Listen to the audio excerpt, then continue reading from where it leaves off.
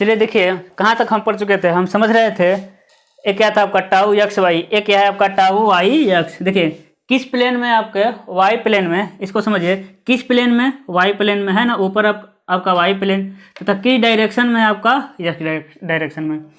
देखिए हम कौन सा आपका टॉपिक पढ़ रहे हैं, एनालिसिस ऑफ शियर यानी शियर स्ट्रेस की बात कर रहे हैं। और मेरा सी पॉइंट का है आपका, सी वाला पॉइंट यानी प्योर शियर केस।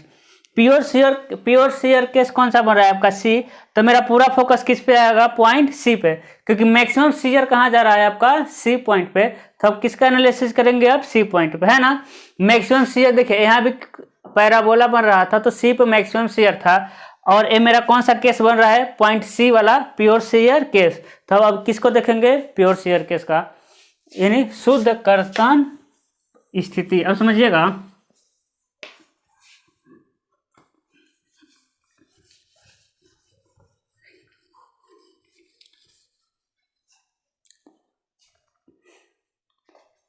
अब देखिए हम क्या बना रहे हैं आपका प्योर शियर केस, ये है ना। अब देखिए ऊपर क्या लगा था मेरा, समझिएगा। अब नोमेनक्लेचर कैसे कर रहे हैं, टाउ, टाउ यानी शियर है, किस प्लेन में है, देखिए ए एक्स हो गया, ए वाई हो गया, ए एक्स हो गया, ए वाई प्लस माइनस है, तो किस प्लेन में है, एक्स प्लेन में, टाउ एक्स। किस डायरेक्शन में है, वाई डायरेक्शन में।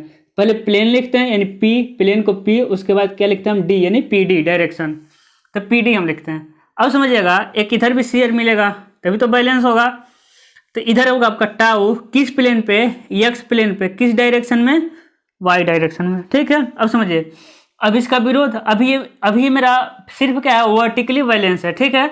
अभी ये मेरा घूम जाएगा, तब रोटेटिंग का विरोध कौन करेगा, एक इधर से कप्लीमेंट्री शियर लगेगा, है ना, यानी संपूरक प्रतिबल। कैसा मिलेगा, देखिए किस प्लेन पे, नीचे वाले पे, यानी टाउ वाई प्लेन किस डायरेक्शन में, एक्स डायरेक्शन में, हॉरिजॉन्टली डायरेक्शन। किस प्लेन पे, ऊपर है, यानी टाउ वाई एक्स। अब समझिएगा हम इसको ऐसे भी बना सकते थे, एग्जाम्पल समझिए, इसको ऐसे भी बना सकते थे, यानी एक ऊपर लग रहा था एक नीचे, तो एक कैसा लग जाता, एक इधर ही लग जाता, ठीक है, और एक इधर लग जाता। अब देखिए इस केस में क्या होगा, इस केस में ये आपका जो ऑब्जेक्ट है ये रोटेट कर देगा, कैसे, क्योंकि देखिए ये इधर है, इसका डायरेक्शन इधर है, इसका डायरेक्शन इधर है, इसका डायरेक्शन इधर, अर्थात ये ऑब्जेक्ट क्या कर जाएगा, एंटी क्लॉकवाइज दिशा में रोटेट कर जाएगा। जबकि इसमें देखिए इसका विरोध ए कर रहा है, इसका विरोध ए कर रहा है, तो मेरा बैलेंस कौन है, ए वाला ऑब्जेक्ट। और समझिएगा अब क्या होगा आपका प्योर शियर केस में, ये ऑब्जेक्ट कैसा बिहेव करेगा, ये ऑब्जेक्ट ऐसा बन जाएगा, कैसा, समझिएगा ये ऑब्जेक्ट कैसा बन जाएगा इस कंडीशन में, कैसा बन जाएगा आपको समझ आ रहा होगा, इस तरह बन जाएगा। यानी कह सकते हैं हम इधर का क्या हो गया, ये वाला पोर्शन इन दोनों मिलकर क्या कर दिए, दबा दिए, तो थोड़ा उठ गया है, ये वाला पोर्शन क्या किए, दबा दिए, और इस ये वाला पोर्शन क्या हो गया है, थोड़ा दब गया है, एक खिंच गया है, एक क्या हो गया है, दब गया है। इसके दबने से एक खिंच गया, आपको दिख भी रहा होगा, इसके दबने से एक खिंच गया है, तो इसे कहते हैं हम लोग, इस वाले को कहते हैं जो खिंच गया है, इसको कहते हैं हम लोग डायगोनल टेंशन। क्या कहते हैं हम, डायगोनल टेंशन। अब समझिएगा, और इस वाले को क्या कहते हैं, इस वाले को जो दब गया है इसे हम कहते हैं diagonal compression.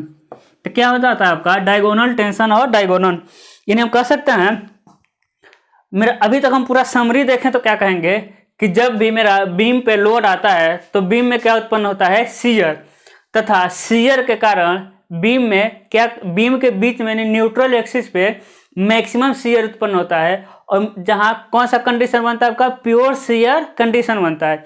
Pure shear condition बनने के कारण वहां ऑब्जेक्ट दो तरह से बिहेव करेगा, एक आपका डायगोनल टेंशन उत्पन्न होगा और दूसरा क्या होगा आपका डायगोनल कंप्रेशन। अब क्या होगा आपका बीम इसी डायगोनल टेंशन और डायगोनल कंप्रेशन के कारण बीम में क्रैकिंग उत्पन्न होगा, है ना। इसी डायगोनल टेंशन और डायगोनल कंप्रेशन के कारण बीम में क्या उत्पन्न होगा आपका, क्रैकिंग उत्पन्न होगा। अब हम क्या देखेंगे कि मेरा जब क्रैकिंग उत्पन्न होगा तो क्रैकिंग किस डायरेक्शन में या कितने एंगल पर उत्पन्न होगा, क्योंकि हमको क्या करना है क्रैकिंग, तो इसको देख लीजिए आप, क्रैकिंग होने नहीं देना है, तो उसका हम रिस्पांस करेंगे, उसके अपोजिट दिशा में हम क्या करेंगे, कुछ ऐसा काम करेंगे कि मेरा क्रैकिंग न उत्पन्न हो। तो डायगोनल टेंशन, डायगोनल कंप्रेशन के कारण क्या उत्पन्न होगा, आपका क्रैकिंग। तो अब समझेंगे हम क्रैकिंग के बारे में।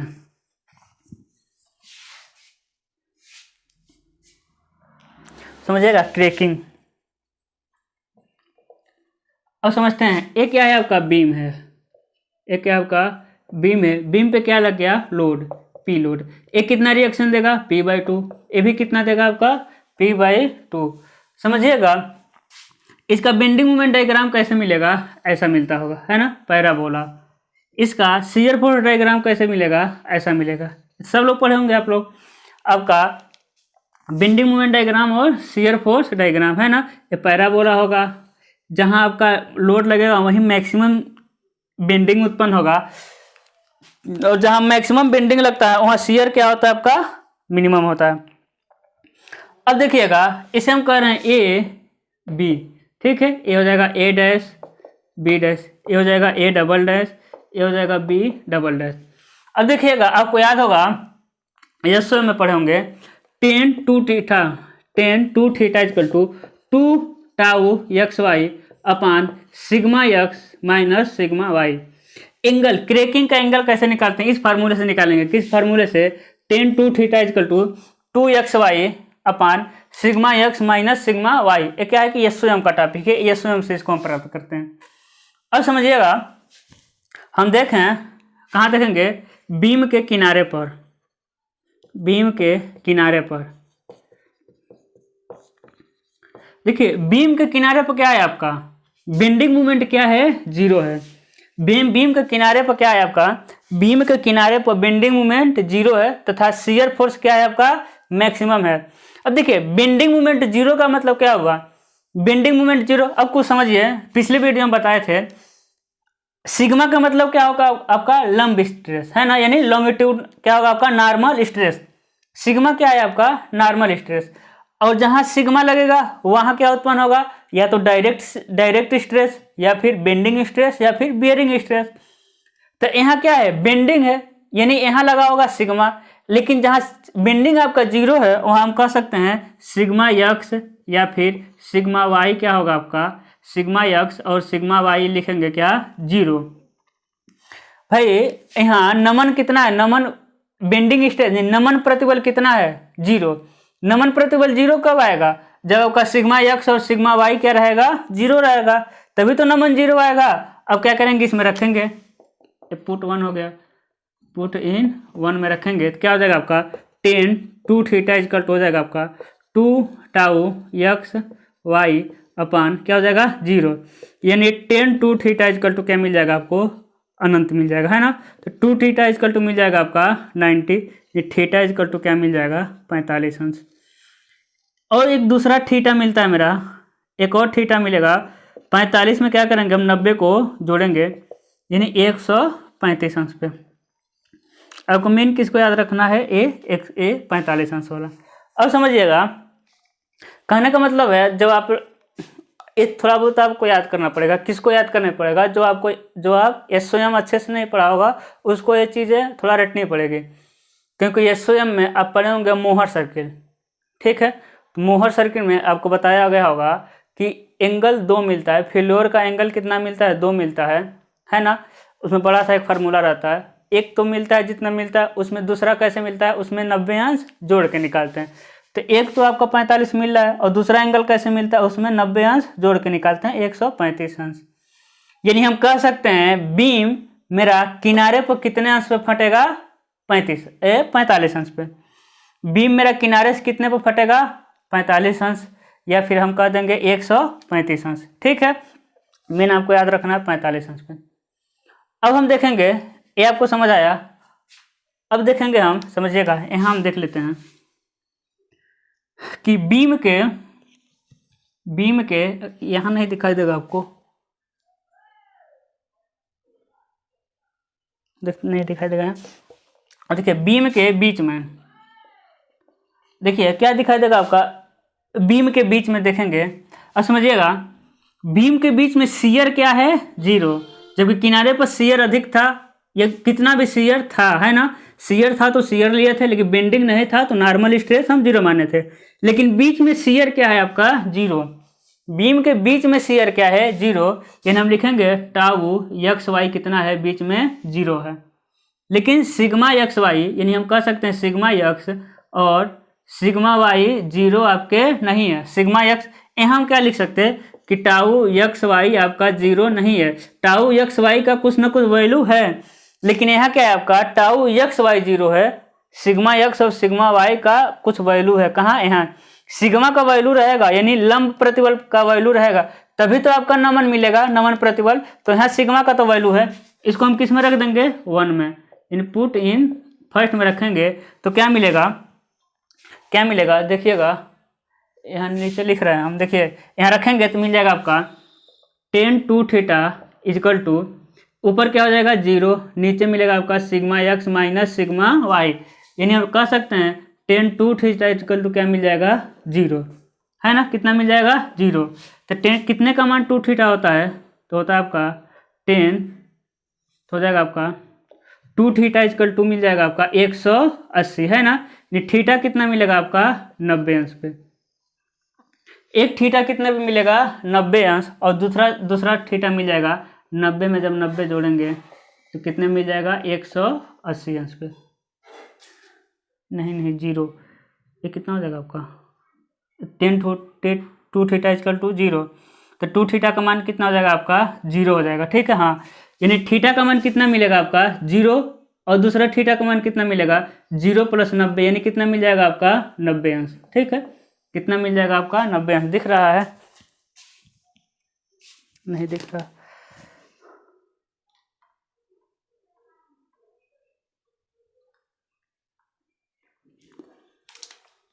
अब देखिएगा यहाँ कुछ नहीं किया कि सिर्फ वैल्यू रखे हैं फर्स्ट में, तो टाउ एक्स वाई का कुछ वैल्यू है, वैल्यू तो नहीं है, टाउ एक्स का 0 है क्योंकि हम बीच की बात करें, शियर 0 है तो लिख दिए 0 upon sigma x minus sigma y, उसका कुछ वैल्यू है। लेकिन नीचे कुछ वैल्यू भी रह के क्या करेगा, जब ऊपर 0 है तो tan 2 थीटा इजकल टू क्या आ गया 0, और 2 थीटा इजकल टू क्या हो जाएगा आपका 0, तो थीटा इजकल टू 0, और थीटा में दूसरा थीटा कितना मिलेगा आपको 90। यानी हम कह सकते हैं मेरा फाइनल कंक्लूजन क्या रहा है कि धरन के बीच में कितने अंश पे क्रैक होगा आपका, या तो 0 अंश पे क्रैक होगा बीम, या फिर 90 अंश पे क्रैक होगा। जबकि बीम के किनारों पे आपका बीम कितने पे क्रैकिंग होगा, या तो 45 अंश पे क्रैकिंग होगा या फिर 135 अंश पे क्रैक होगा। समझिएगा, हम बस इसी को याद रखना है, क्रैकिंग में और कुछ नहीं याद रखना है आपको, ये सब चीजें आपको हम समझने के लिए बताएं, ठीक है। आ कैसे रहा है, आपको क्या याद रखना है कि बीम के किनारे पर बीम का क्रैकिंग कितने अंश पे होगा, तो आप कहेंगे 45 अंश या फिर 135 अंश। हम आपसे पूछे कि बीम के बीच में बीम का क्रैकिंग कितने अंश पे होगा, तो आप कहेंगे 0 अंश या फिर 90 अंश पे, ठीक है। अब कुछ समझ लेते हैं बीम का क्रैकिंग होगा कैसे।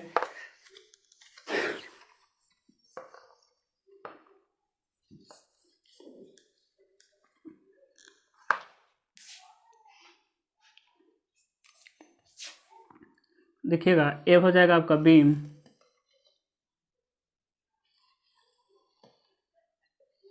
ये क्या हो जाएगा आपका बीम, ठीक है। फिर इसी तरह बनाते हैं,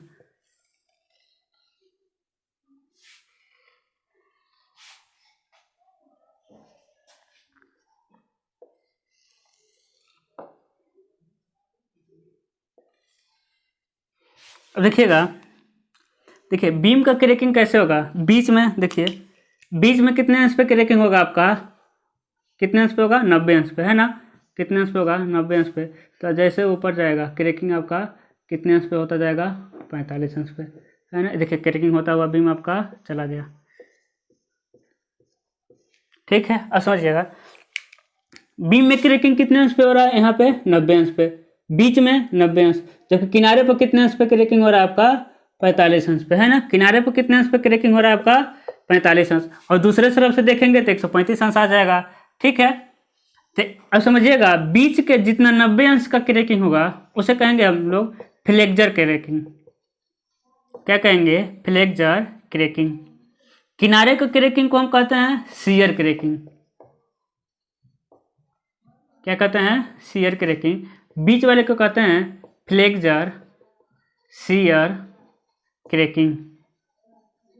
देखिए बीच वाले को क्या कहते हैं हम, इतने को फ्लेक्सर शियर क्रैकिंग। किनारे को क्या कहते हैं हम लोग, शियर क्रैकिंग, शियर क्रैकिंग। देखिए हम आपको क्या बताएंगे, जहाँ भी फ्लेक्सर का शब्द आता है, फ्लेक्सर मतलब क्या होता है, मुड़ना यानी बेंड होना, और शियर मतलब क्या होता है, कटना। देखिए किनारों पे जो क्रैक होगा वो किसके कारण होगा, शियर के कारण, क्योंकि किनारों पे आपका शियर फोर्स, डायग्राम में शियर फोर्स क्या होता है, मैक्सिमम, यानी किनारों पे शियर फोर्स क्या होता है, मैक्सिमम। तो किनारों पे बीम का क्रैकिंग किसके कारण होगा, शियर के कारण।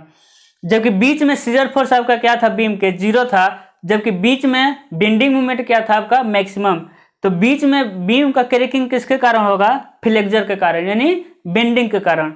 जबकि इन दोनों के बीच में बीम का क्रैकिंग कैसे होगा, कुछ पार्ट शियर के कारण होगा और कुछ फ्लेक्सर के कारण होगा। इसी के आधार पर इसका नाम रखा गया है, इसका नाम रखा गया है शियर क्रैकिंग, बीच वाले का फ्लेक्सर क्रैकिंग, तथा इसका नाम रख दिया गया है फ्लेक्सर शियर क्रैकिंग। यानी दोनों किनारे का शियर क्रैकिंग, बीच में फ्लेक्सर क्रैकिंग, तथा ये दोनों क्या हो गए, शियर फ्लेक्सर क्रैकिंग या फ्लेक्सरल शियर क्रैकिंग। तो आपको ये समझ आया होगा। दूसरे यूनिट में हम सबसे पहले क्या किए हैं, बीम को देखे हैं कि बीम पर लोड लग रहा है। उसके बाद क्या किए हैं, बीम को हॉरिजॉन्टली को क्या किए हैं, संतुलन के अवस्था में, उसमें क्या किए हैं, वर्टिकली को संतुलन की अवस्था में। उसके बाद हम देखें एक बीम में न्यूट्रल एक्सिस मिल रहा है, जहां प्रतिबल और विकृति क्या था, 0। प्रतिबल विकृति 0 तो था, लेकिन वहां पे क्रॉस सेक्शनल शियर फोर्स क्या था, मैक्सिमम था, जो पैराबोला बन रहा था। उसके साथ साथ हमें भी देखे हैं बीम में जैसे आपका कर्तन प्रतिबल लग रहा है, उसके विरोध में उसके अपोजिट साइड में क्या लग रहा है आपका संपूरक कर्तन प्रतिबल, यानी कप्लीमेंट्री शियर स्ट्रेस, जिसके कारण बीम आपका रोटेट नहीं करता है। उसके बाद हम देखे हैं कि बीम में आपका क्रैकिंग कैसे उत्पन्न होता है, डायगोनल शियर के कारण आपका क्रैकिंग मिलेगा और डायगोनल कंप्रेशन के कारण। अब शियर कितने, यानी क्रैक होगा बीम तो कितने अंश पे होगा, तो आपको ये याद रखना है कि बीम में किनारे पर डायगोनल क्रैकिंग 45 डिग्री पर होता है तथा बीच में 90 अंश पे होता है। ठीक है, उसके बाद अभी हम देखें क्रैकिंग किसके किसके कारण होता है।